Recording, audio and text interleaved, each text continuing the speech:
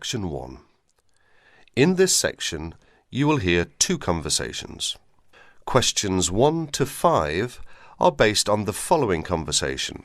The answer should be appropriate to the content of this conversation.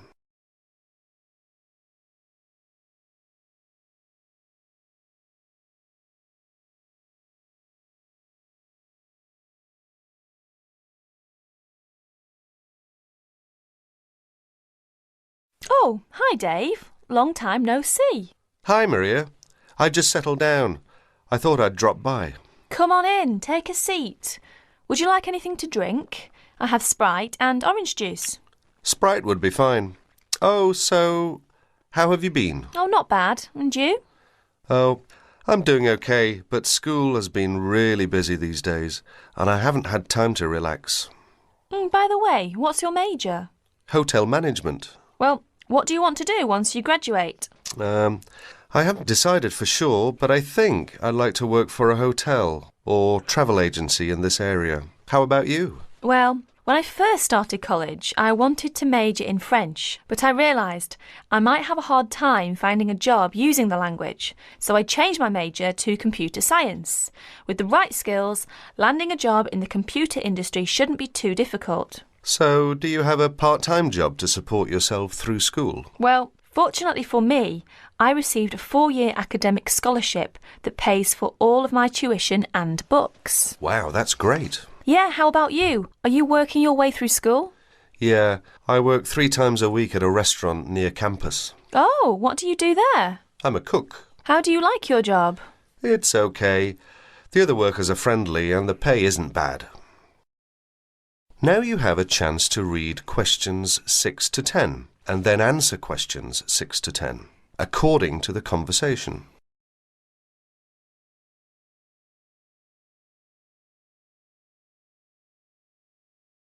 Several days later, Dave and Maria met on campus. So what do you want to do tomorrow? Well, let's look at this city guide here. Here's something interesting. Why don't we first visit the art museum in the morning? OK, I like that idea. And where do you want to have lunch? How about going to an Indian restaurant? The guide recommends one downtown, a few blocks from the museum. Now that sounds great. After that, what do you think about visiting the zoo? Well, it says here that there are some very unique animals not found anywhere else. Well, to tell the truth, I'm not really interested in going there. Yeah, why don't we go shopping instead? There are supposed to be some really nice places to pick up souvenirs. No, I don't think that's a good idea. We only have a few traveller's checks left, and I only have $50 left in cash. No problem. We can use your credit card to pay for my clothes. Oh no, I remember the last time you used my credit card for your purchases. Oh well, let's take the subway down to the seashore and walk along the beach. Now that sounds like a wonderful plan. That is the end of section 1. You will have half a minute to check your answers.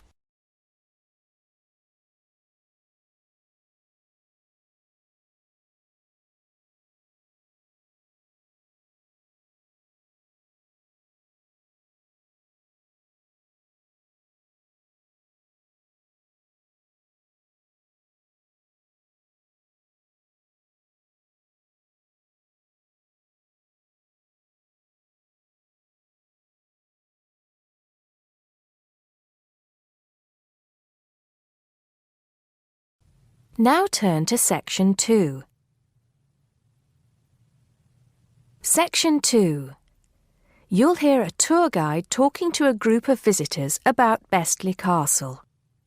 First, you have some time to look at questions 11 to 15.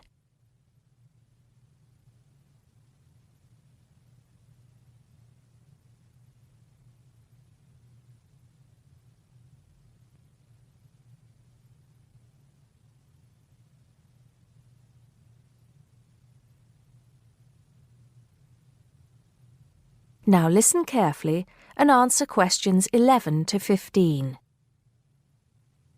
Welcome to Bestley Castle. It's nice to see so many of you here today. Before we go in, I'd like to tell you some information about the castle. the things to see and do, and the facilities available to you in the grounds. We'll do our best to make this a truly memorable visit. Now, the castle grounds are quite big, and we don't want you to get lost, so I'm going to give you an idea of the layout. At the moment, we are at the entrance, and immediately to our left is the Tourist Information Office. Go here if you need any questions answered. They'll be happy to help. And of course, behind the tourist office is the car park where the coach dropped you off, and it'll also pick you up from the same spot at 5 p.m. today. In front of us are the water gardens. If you stroll through, you get to the North Bridge, which is the entrance to Bestley Castle. Take your time and enjoy looking around the castle. There's a lot of history steeped in those walls. As you leave the castle via the South Bridge, you'll be greeted with the sight of roaming deer. During the day, there will be scheduled feeding opportunities where visitors can get involved. However, we do request that you do not feed the deer outside these times. To the right of the deer park is the Castle Museum, and behind that is our award-winning restaurant.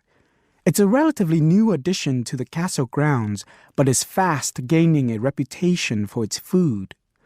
Alternatively, you can choose to dine in the picnic area on the other side of the deer park. It's perfect for the family as it's next to the kids' play area and homemade ice cream hut. We hope that on your way out, you pop into the gift shop by the exit for something to remember us by.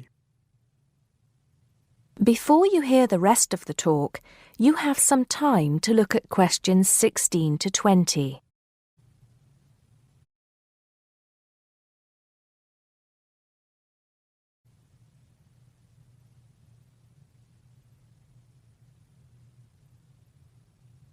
Now listen and answer questions 16 to 20. Admission to the grounds is free for all. That includes the museum, gardens, and picnic area. There is an admission fee for the castle, which is £6.50 for adults, with a 10% discount for students and retired people. Children under the age of 16 pay half adult price, and under 8 go in free. There are many spectacular events throughout the year, and for most of them, there's also an admission fee. As these events are in high demand, it's a good idea to book well in advance. Some of the exciting events planned for this year are the Summer Medieval Festival, where you can watch old-fashioned knights and experience a feast in the halls of the castle, as if you were a guest of King Henry VIII himself. There are several concerts planned this year too, including a rock concert at an admission price of £10 per person and a special jazz concert which is free to the public. I'm sure you'll agree that all tastes and ages will be satisfied. One scary but extremely popular event is the annual Haunted Castle event at the end of October, where the castle comes alive at night. Why don't you come along if you're brave enough? Another sight to see is the fantastic firework display on November 5th, and the cost of that includes refreshments. We also have a long tradition of raising money for charity. The charity event held every year on the first day of May will this year be an archery contest. Entrance is free, but donations are certainly welcome. This year, we'll be collecting money on behalf of a charity for elderly people, Age Concern. Just in case you can't remember all of that, you can pick up a leaflet showing the timetable and prices for all events from the Tourist Information Desk. You can also go online to get this information from our website. That is the end of section 2. You now have half a minute to check your answers.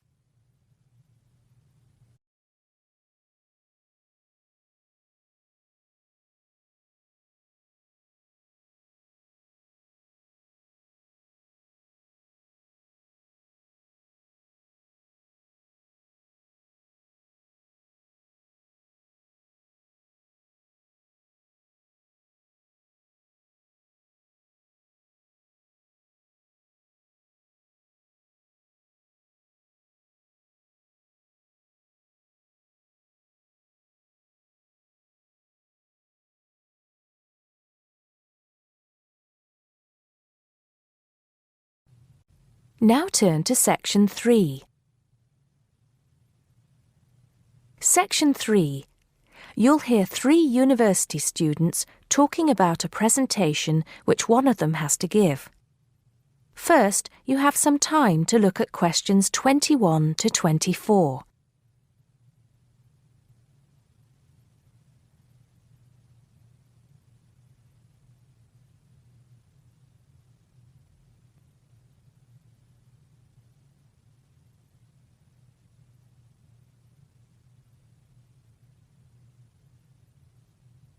Now listen carefully and answer questions 21 to 24.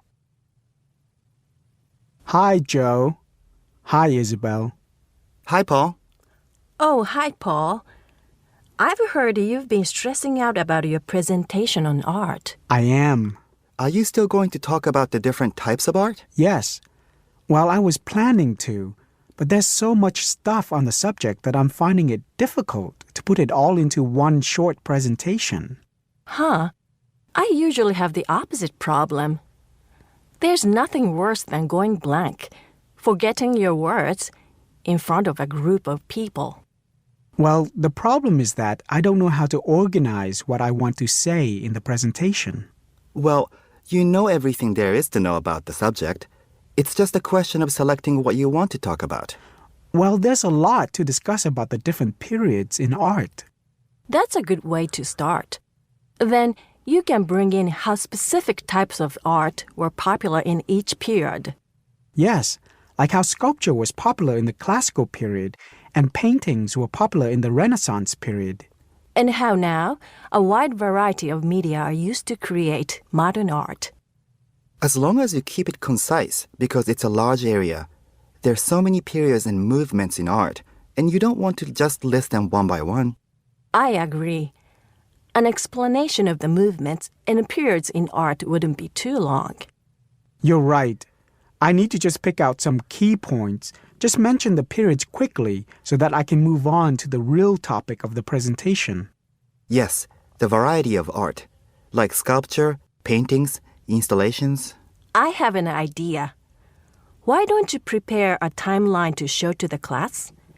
That would be a nice visual, and it would focus your ideas so you don't get too sidetracked. Great idea. It would certainly cut down on time. Right then, where are we? You'll begin with a very short introduction to the historical periods of art. Then, you'll talk about popular types of art within these periods. That's sorted. Maybe you could also mention some key works of art in each period, like the Venus de Milo statue or the Scream by Edvard Munch, and give some interesting facts on them. That's not a bad idea, because it does give people a frame of reference when I talk about specific kinds of art. After giving a historical context, I should really talk about different forms of art, shouldn't I? Yes, you should. After that, you can conclude with a question on what is considered to be art. Now, that would be really interesting. Yes, comparing the traditional views of art with modern views. Exactly. I think I'll have a collection of pictures, including famous pieces of art from classic to modern, projected on the wall, like the Mona Lisa, and some pop art, and ask people whether they think it's art or not. Before you hear the rest of the conversation, you have some time to look at questions 25 to 30.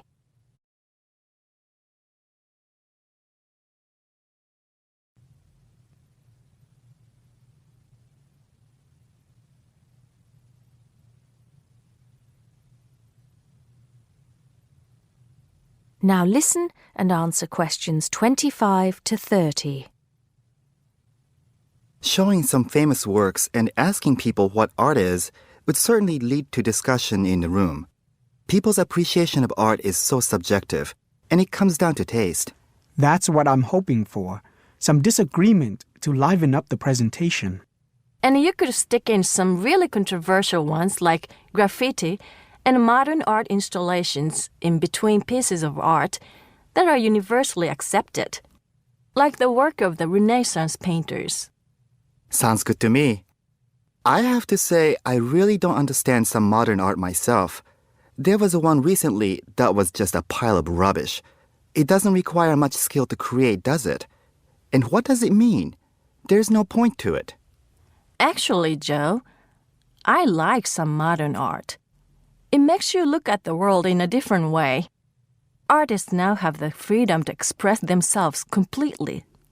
Yes, but there is an idea now that anything can be art.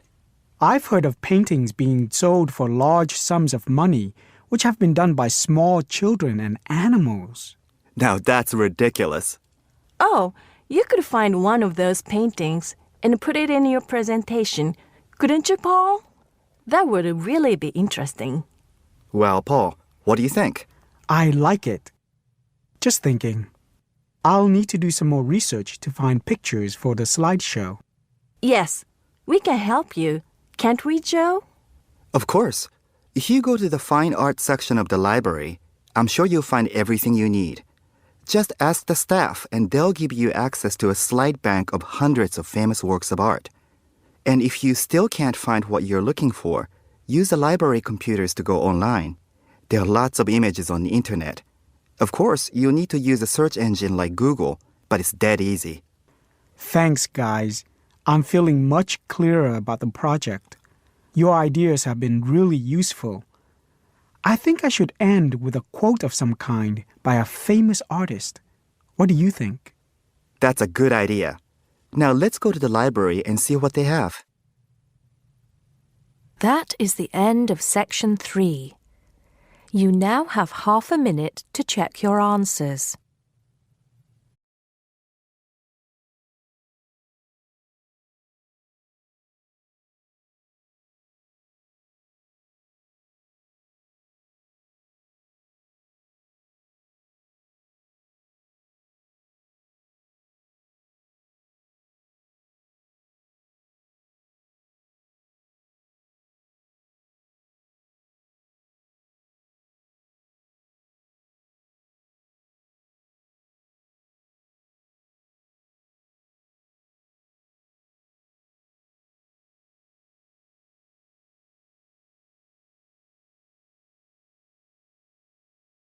Test 4, Section 4.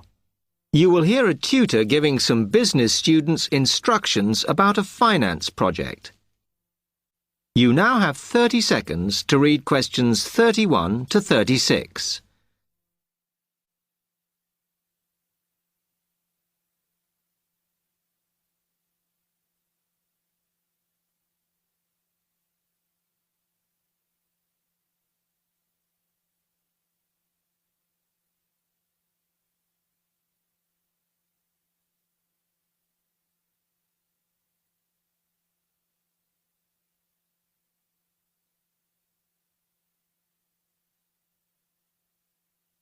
OK, can you quieten down, please?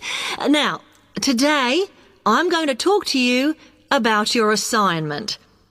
We've been studying the effects of the exchange rate, so I'm going to give you a project to do on this.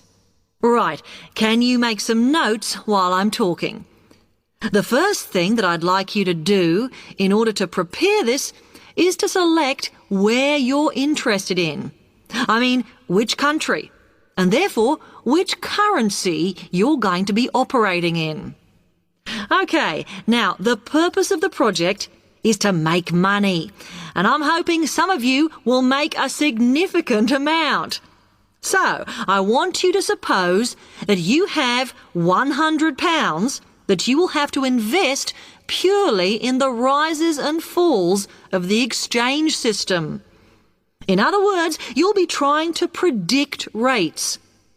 This is a project that you'll be doing together, but before you work together, you'll have to go off and research what you need to know about the economy of that country and how well it's doing or is expected to do in the near future.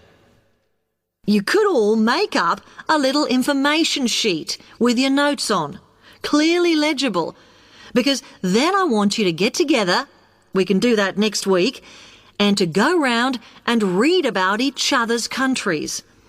When you see how well or badly each country is doing, I want you to decide what your exchange rate is going to be against all the other currencies.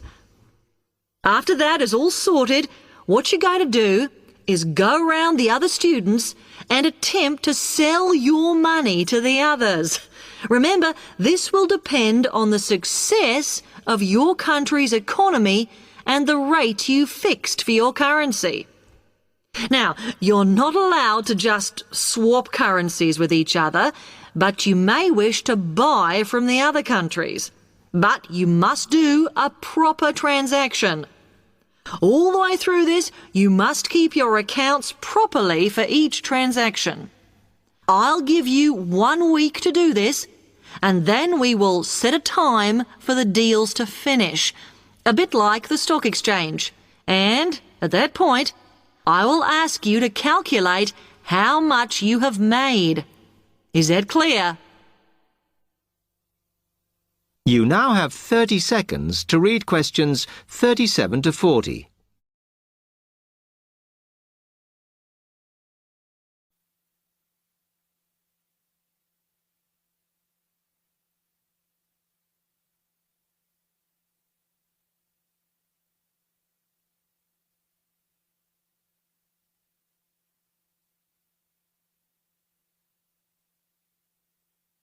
Okay, now before you begin that, there are a few things I want you to read up on to prepare. You need to look at the economies of the UK's main trading partners. I don't mean all of them, because that would be over 80, but just the 29 principal ones. There are summaries in the last 3 books on the book list I've given you. And so that you can practice applying the criteria on assessment I gave you, I'd then like you to focus just on one sector across all the countries. The most common one across every country is farming. But as much agricultural produce is for domestic consumption, I'd like you to look at manufacturing. Then I would like you to do a detailed investigation of one particular aspect.